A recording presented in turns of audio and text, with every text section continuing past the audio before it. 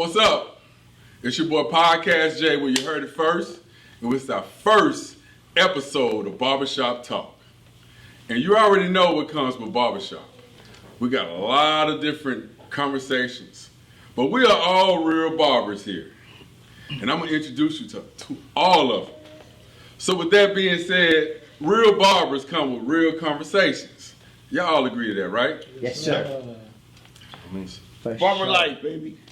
So, I'm going to introduce you to each one of our guys that we've been knowing each other for 15 years, some 10, some 7, some 8. So I'm going to start off with my guy here.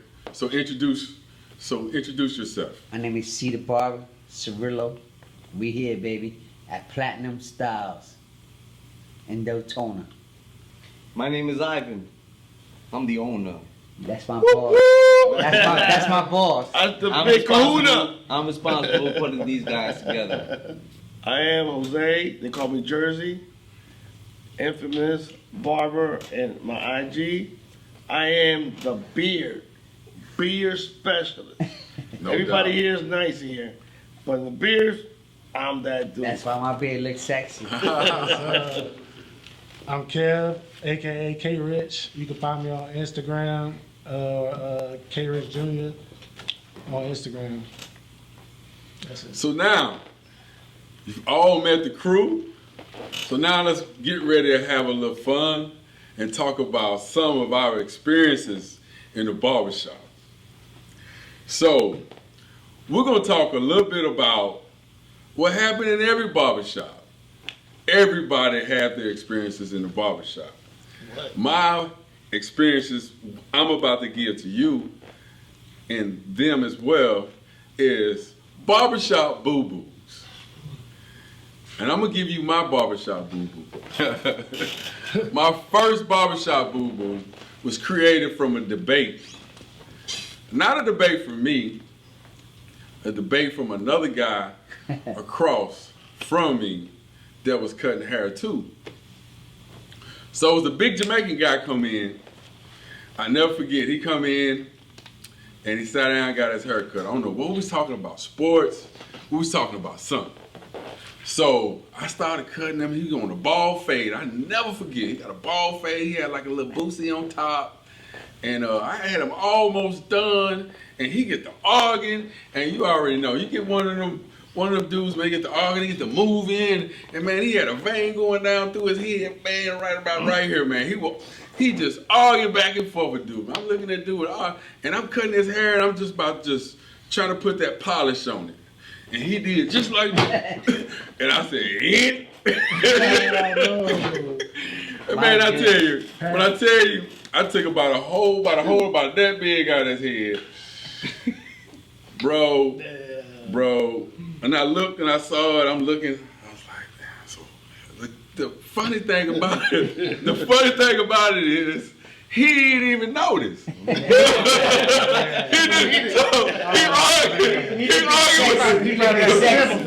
argued with dude so hard, he didn't feel it, so I was like, okay.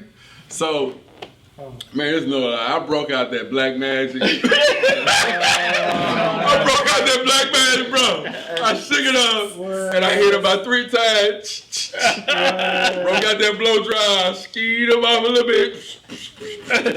Bro, he ain't know nothing. Edged him up real good and shot him out the door, man. But one thing about it, he didn't come back. But I ain't feel like,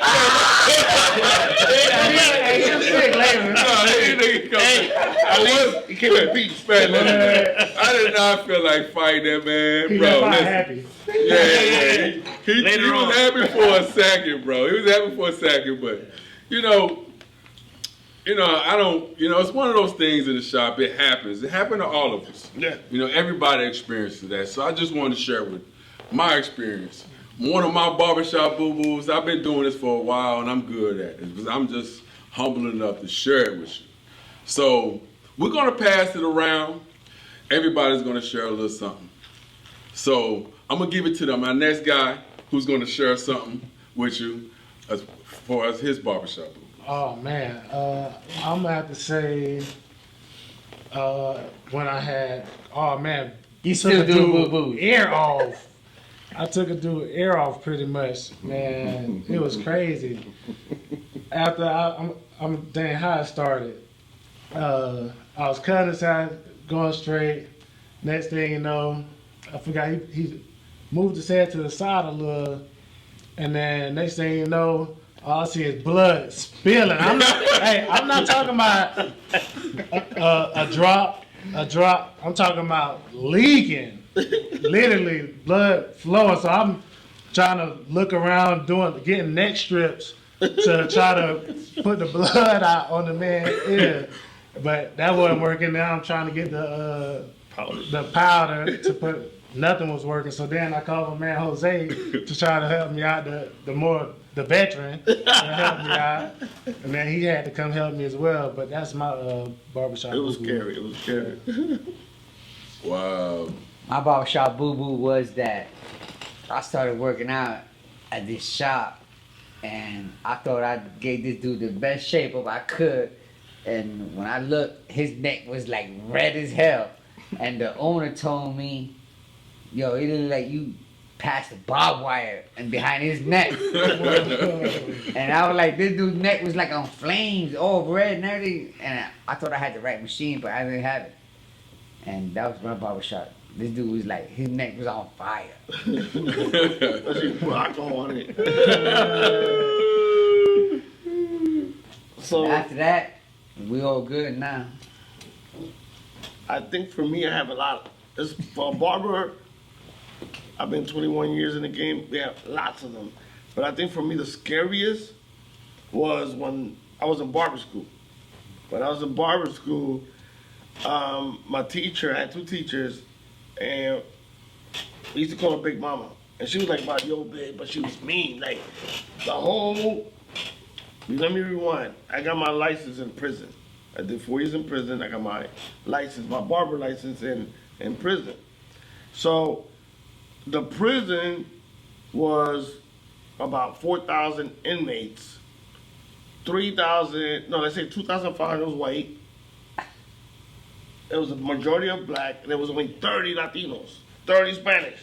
But we stood like this. It was Mexican, Cuban, we stood. And people's like, man, it's a little bit of y'all, but y'all stay together. Anyway, so when I went to barber school, the teacher was happy because the majority of the barbers were black. But they were the best barbers, I ain't gonna lie. Black barbers had the best face, best fro, best everything. So everybody was intimidated because somebody white, somebody Hispanic over there from Samaria. I'm sorry if I said, but so I wanted to go to barber school because when I was a kid, when I was a father, young father, I used to cut my kids' hair, and I cut my. And when I cut my kids' hair, I'd be like, yo, you're pretty nice, cut my hair. And I wasn't even a barber yet. So when I turned to barber school, I had like a little couple. I was a little advanced, so the teacher made me a tutor. So now she started getting more white, more Spanish, and black was already dominant. So since I was a tutor, I had a tutor, a skinny. I'm talking about like a 90-pound little white boy. That he was sentenced adult. He was not even, when you like 16 and you get sentenced to adult. Right. He was a little baby. But he wanted to be a barber. I don't know why. I'm like, oh my God. So in the prison, we had this one dude that he was like famous. Like he was like the big boy. Dope dealer, strong, fight. And he always used to look where my chair, we had 34 chairs. So he used to look where I'm at and he'll talk, like if I was the sixth chair, I'm gonna be the sixth person because he knew I was gonna cut his hair because he trusted me. That day, Miss Crawford called her like Big Mama from the movie Soul Food. She peeped it out. She was like, "Oh no, Jose, you gonna let him cut it?" The guy was like, "No, Miss Crawford, like you sit down and you go to the hole." Because Miss Crawford had a lot of poo in prison, and he was like, I'm telling him, like, I'm trying to help you. My dude had a nice afro. So I'm telling him, look, I pick it out for him. I'm about to do the clipper to show him, like Miss Big Mama said, no, Jose, let him do it, because that's the way she was. Let him do it, because she wanted him to learn. This little white boy never fucking cut hair in his life. Excuse my language. So he because when you have the masters are real slippery. The masters Right. are real slippery. You got a hold. And he already nervous. He's already nervous. His palms are wet, sweaty. So I try to teach him right hand this side and the left hand this side. My boy went in, ragata, drink. This is an afro. This is an afro. And not only went ragata, the clipper hit, bounce, rock. Oh, man. I'm like, my boy, he got up. He's like, I'm gonna F you up. I'm gonna see you in the yard. Miss Crawford, like, she seen it. Like, no, you're not. Get away. You're not doing it. If he get hurt, you go into the hole. And he was like, oh my God. But me, He said rakata. yeah, right. For me, to help the little white boy, I'm like, I can fix it. I can fix it. But that was one of my. It wasn't even me doing it, but I was scared for him. I was scared for his life. You feel me? Hey, when I first started cutting hair, I messed up a lot of people. I really did. But I've been cutting hair so long. I can only tell you what I remember recently. So being the owner of a barbershop, if someone comes in here looking for a job, you really got to take their word for it that they know how to cut hair. You really don't know, There you go. right? They might be good cutting black people hair, they might be good cutting Spanish people hair, or might be good cutting white people hair. So you can work with them. And it's like on the job training, you know? And I'm from New York. So if I stand over a new barber, it tends to make them super nervous. And they start shaking, they start sweating. So I said, I'm gonna leave this guy alone and let him do his thing. So this one particular barber decided that he was fully confident doing what he was gonna do. So in the barbershop, we have something that's called consultation. When you first put a client in your chair, you're supposed to ask them what they want. And you're supposed to know for sure that this is what the client wants. You're not supposed to guess. If you don't understand this person's language, what do? We keep asking it and trying to figure out. Because there's a lot of people from a lot of walks of life. I'm from New York, there's people from Pittsburgh, there's people from, Ohio. Tennessee. In Tennessee. That's it. So what a tape up or a blowout would mean to them, they don't know what that means, And so a gentleman walks in and tells the barber he wants a Caesar cut, right? Listen to what I said. I said a Caesar cut. In the barbershop, a Caesar is an all even. An all even could be a 1, 2, 3, 4, 5, 6, 7, or 8. You have to be specific. You want an all even 1 or 2 or 3. You want it with the grain, against the grain. You have to talk to the customer. This is why we ask a lot of questions before we turn anything on. Well, when we heard Caesar cut, he said, oh, I got this, and grabbed the number 1, and this dude had a long hair. And he put that number 1 right down the center of his head. And that gentleman jumped up and said, what the hell are you doing? I said, Caesar cut! Caesar! And I had to stand there and laugh. Not outside, I laughed in the inside because I felt bad for the customer. He just got his hair chopped off, but I felt bad for my barber. Because something like that could either, the barber is either gonna laugh on it and get better at it, or it's gonna crush his career. Mm-hmm. That'll break him up. You guys know that. Mm-hmm. You don't feel confident no more. Nope. Confident was busted. He's nervous. He's Yeah. done. I feel like a scissor. Back it up. So that one is the most memorable one. Well, we have everyone's experience. You heard it all. Now we're going to get a little bit into things we heard during the last pandemic.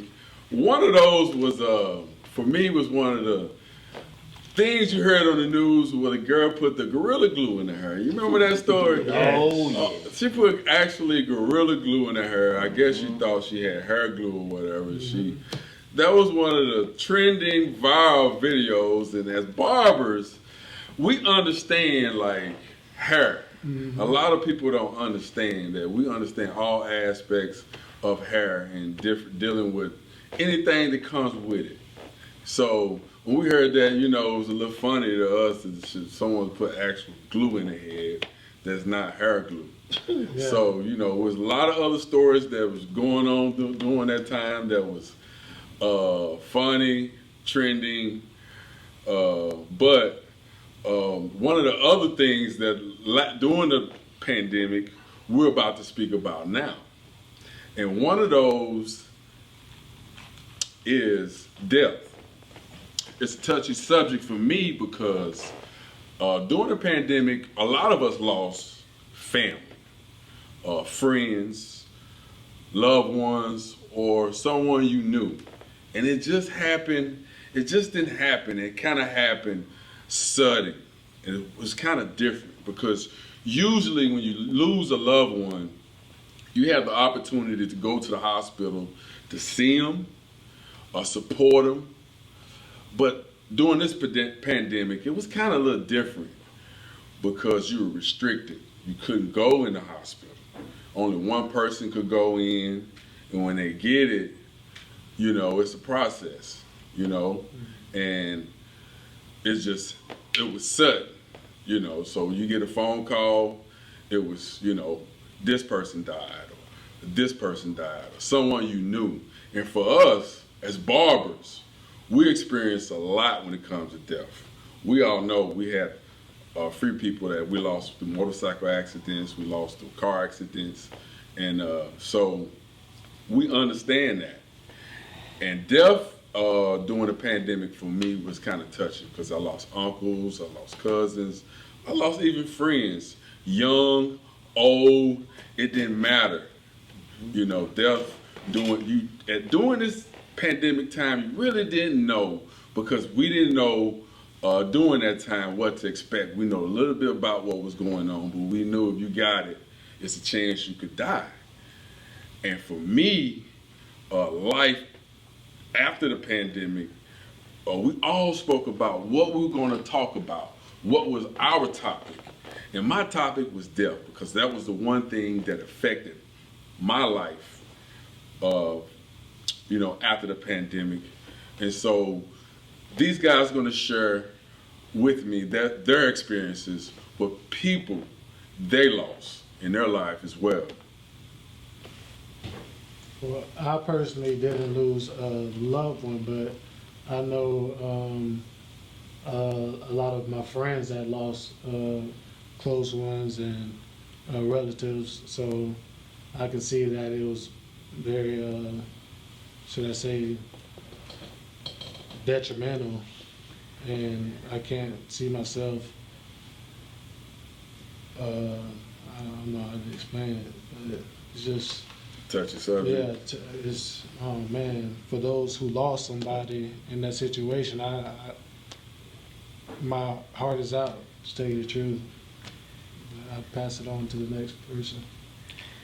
Well, for me, man, you know, I'm from New York. The majority of my family are in Brooklyn.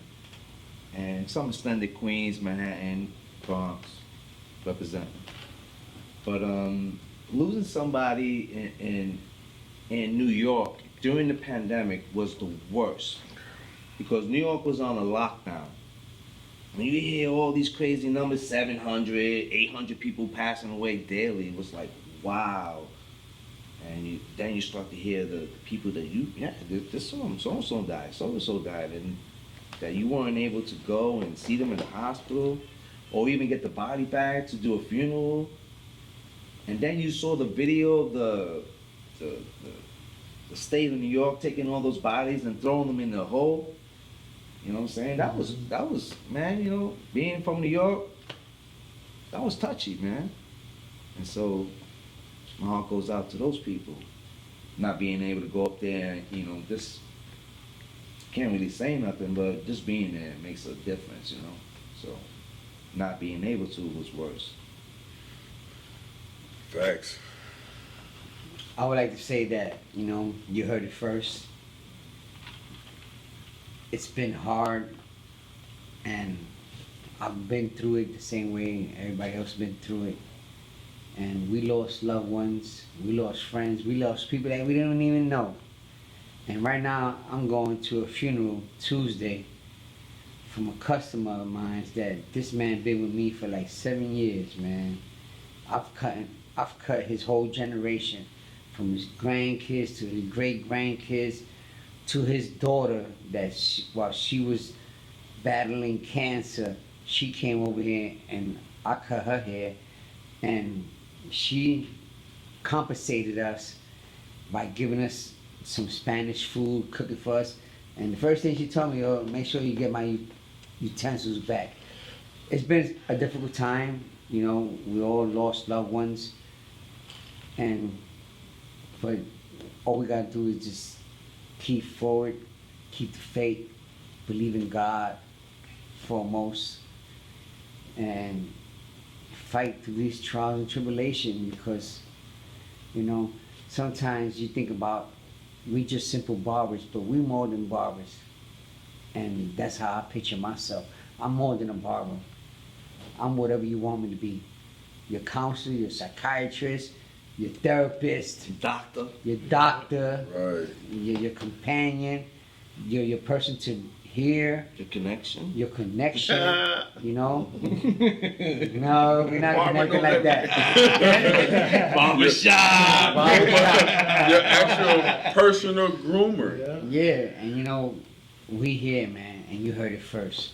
Yes, yeah. I'm gonna talk about unemployment, which it was a little different for everybody, because it was like, I think a couple stages of it.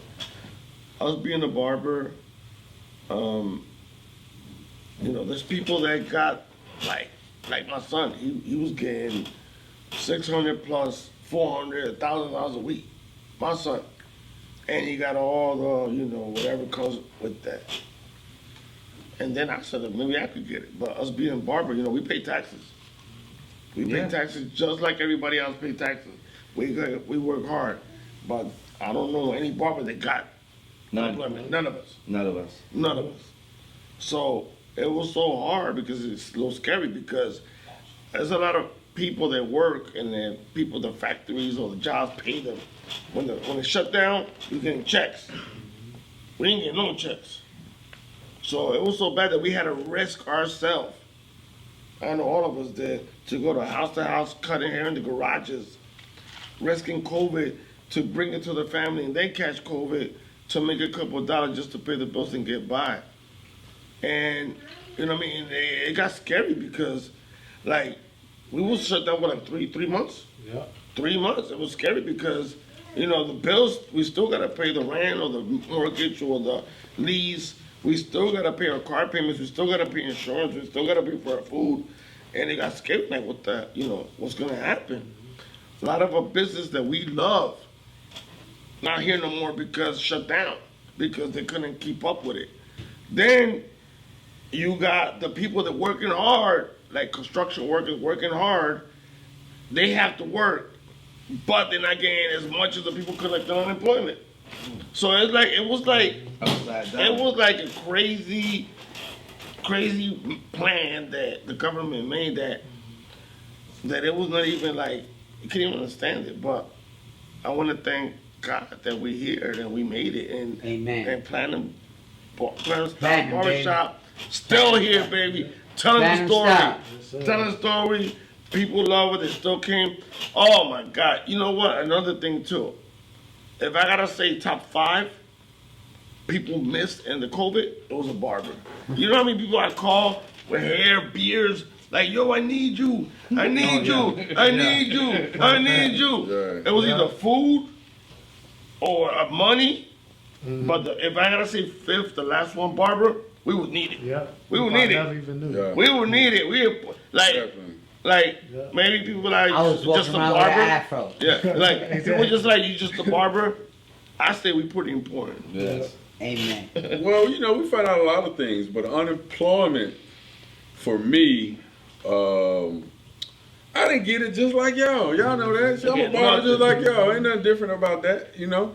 So when they put that seal on that door from the public health department and told us we can't go in there, we can't touch, we can't do nothing, you know, we had to figure out ways to make money.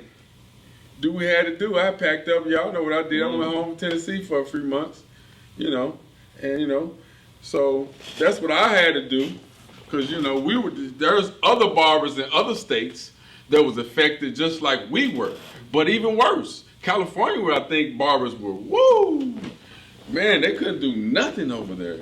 You know, even when we came back, they still wasn't. And still 6 months later, still couldn't. You know, but everybody, I think, was affected in different ways. You know, but as a whole, unemployment for barbers was bad. It was really bad. It's bad. Because when I applied, and everybody else applied, we were all asking questions about, you get one, you The get site one. kept getting dropped. The website wasn't working. Yeah, we getting nothing. I kept repeat. 3 o'clock in the morning. I'm up there trying to. 4 o'clock in the morning.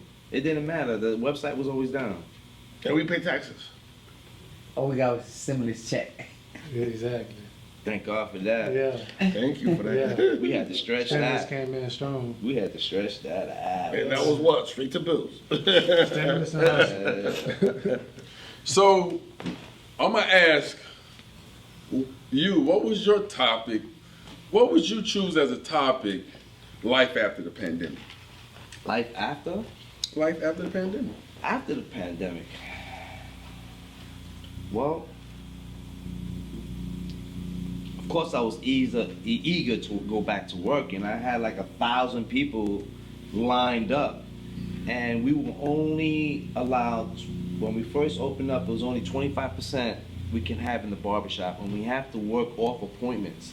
We couldn't have anyone in the waiting area, and it was like separation. We had to separate all the stations, and everybody had the lights all up and cleaning and the mask and the gloves. I mean, we felt like we were doctors too. We couldn't even do beards. We could only do haircuts. Nope. Right? People like, yo, suppose I just hold it here. It's like, nah, man. You gotta keep your mask on, because if a inspector comes in here, we're gonna get shut down. So it was kind of, it was nerve-wracking, because I still got, my mom was living with me during the time, and she's 77 years old. So I didn't want to catch COVID and go home and bring it to her. So like trying to be clean as possible. My wife had me taking off my clothes before I get into the house. Me too. Like going to take a bath real quick. Yeah. So what would your topic be? Life after the pandemic. Well, life after the pandemic for me, I just had a newborn, so Congrats, baby. yeah. So you were busy during the Yeah. You were a little busy. So, He took advantage of that I took pandemic. advantage. I was, Did more yeah, so, Yeah. oh man, so it was busy for me. From work to home and just taking care of my kids really, and trying to spend time with my family, to tell you the truth. But it was kind of hard, not saying hard, but you have to manage work and, spending time as well. So, but all in all. You think a mask might have been a topic, or maybe affected? Yeah, I mentioned that earlier. The mask was definitely a major part of it. The mask affected majorly. Like you couldn't even leave out the house without a mask. You walk in the store, you got to get turned around. You had all flavor kind of mask. Huh? Yeah, Gucci. you walk in the store with your mask, and shoot, man, I hated the mask. yeah, the mask, Hate that goodness. shit. Also with the mask, man. Mask for me was, it was one of those things. It was like having a driver's license. You had one, you knew you could drive and go where you wanted. If you didn't have one, you knew you couldn't go into nowhere you wanted to go. It was like once they said, mask was a part of law, or if you didn't have it, or you affected somebody, it became a really serious subject. Yeah. And some people was like, you go some places and they were like, sir, you got on your mask? Ma'am, you got on your mask? And but sometimes people like took upon themselves to be the mask police pretty much. You know what I'm saying? Well, yeah, well, we had to do that too because we were under a mandate in the barbershop. We couldn't do beards. Everyone had to wear masks. So, me looking after, because I got to oversee everything.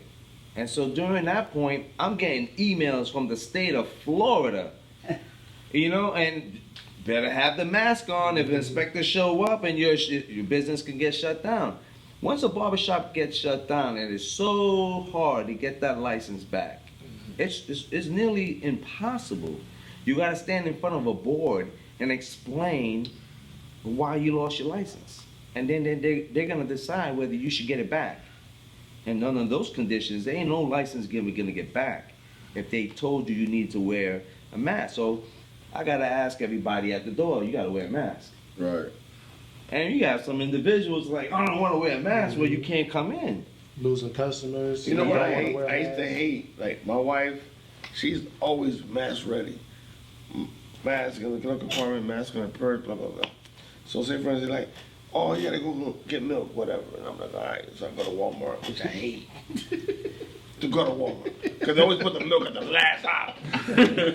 I'm almost entering the freaking Walmart. I'm like, fuck, I gotta go back to the car to put my mask on. Then sometimes I can't find the bitch. I'm like, you know what I mean? I hate that. Oh, one day I went to Publix. I'm like, nobody got home because I didn't have no mask. This old lady gave me she gave me the mean grill. She was like, I'm like, oh, yeah, where's your mask? She was like, I have never. I'm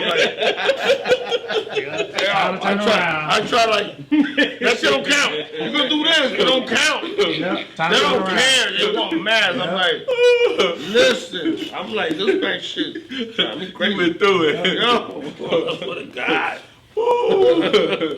See, yo, I hate it.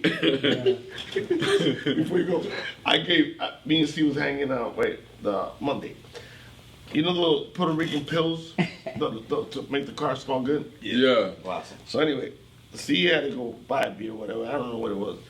He's like, let me get a mask. And I gave him one that was in my little compartment next to that pill. I guess the mask took the fume from the pill. He put it on. Came back, cursing me out. What the fuck is that? They made me throw up. I'm like, what? Remember that? It had me sick. That mask is Yo, because it was I was like, dizzy. You know that Puerto Rican film talking about that? That's it. Yeah, I was like, That's it. He's like, what did you put in there? And I'm thinking like nothing, like, man, that shit had me nauseous. And I'm like, oh, the pill. Oh, man. Oh man, hey, we got a lot of funny stories to tell. We can go on and on about funny things we experience here. But I'm gonna give you one more topic related to life after the pandemic, and that's relationships. Oh boy, man, I tell you, a lot of people found out that old ladies didn't like them. I want to kill her. One thing about it, I want to kill her. you had to stay home. You had to stay home. You had to stay home, the old lady. You had to be right there. You couldn't go nowhere. I want to You couldn't go nowhere. definitely found out. So you learned a lot about yourself Yes. and your old lady, boy. A lot of people broke up, but a lot of relationships. A lot of relationships were broken up because people found out they ain't like the other person. They ain't like the person they thought. Bro, listen, it basically boiled down to this. When you gone 12 hours out the day, most people, I like you like that. You gone. I see you probably 3 hours out the day, then you gotta go to sleep. Then you gotta go to sleep. That's okay. That's okay. And then it became to The baby boom, the pandemic babies. Oh boy, there's a lot of rabbits out there. I'm gonna tell you right now, there's a lot of rabbits out there, and there's a lot of pandemic babies because of that. We was measuring the size of the bag. Oh my God, I'm like, yo, I'm falling out. Like, what is what? No, I'm like, what the fuck? I'm falling out. And I'm big. I'm big. My wife used to take most of the bed. Like, fight for that bullshit. Like, yo, for real. It don't matter what size you are, they always They take always the bed. take over the bed. They always take the bed. Y'all woman, y'all take over the bed. Yeah, they gonna take over the bed. Oh my God. they gonna take over the bed. Yeah. Hell yeah. And the TV, if it's in the room. Yeah. I come home tired. I want to watch my program. Oh yeah. Go to the living room. No such thing. Go, no, I'm watching my program. Like, it's corny, whatever. Nope. See, I don't have that issue. You lucky. Oh, a man cave, huh? Nah. So how you don't have that issue? 10 more minutes. I converted her. Ah. Ow. Okay. Most women don't know sports. Oh, Right? right into sports. Most women don't know damn thing about basketball, football, baseball. They don't know that thing. They just sit there and then they end up playing one on their phone. Oh, what are those? So I tell you, put your phone down, turn it off. Come on, I'm gonna teach you this. Teach you how to play basketball. I know how to play basketball. You grab the basketball and shoot it in. No, there's a game. And there's a defense, there's an offense. And I just taught her. Then I go outside and teach her. All right, come on, we're gonna play. Oh, you did the actual. Yeah, because I married a tomboy. She want to go out and she try to beat me in everything she do. You know, if it's a race, she want to be first. You know, Yeah. everything. My one will So, play. yeah. So I don't have that issue. I tell her, you know, I'm gonna watch the game. She rather watch the game than rather watch the cooking channel. Cookie channel. Yeah, the Food Network. Yeah, my wife don't watch that crap. My wife wants to cook. My wife's like, What's yo, the the Knicks are playing. Yo, come on, let's get some wings, let's get some beer. And she's like, yeah, get me some corona with the lemon, you know. I mean, for me, relationships was good because everything worked out. I didn't get any breakups. I didn't get, because I was kind of in back and forth from Tennessee to Florida a little bit. So I didn't get I wasn't in a cubicle with nobody. Those that were in the cubicle, oh, I hated them. I'll tell you, I hated them because it was, I'm sure it was tense because everybody was tense and a little afraid and anxiety was running. Well, I was getting texts. You're about to get in trouble with this. I was getting texts from customers. You're about to get slammed with this. Customers are texting me saying, hey, man. Oh, see, what's my good? wife. It is what it is. So, you know, rewind. What's this about? hey, the You truth better is the rewind truth. that one.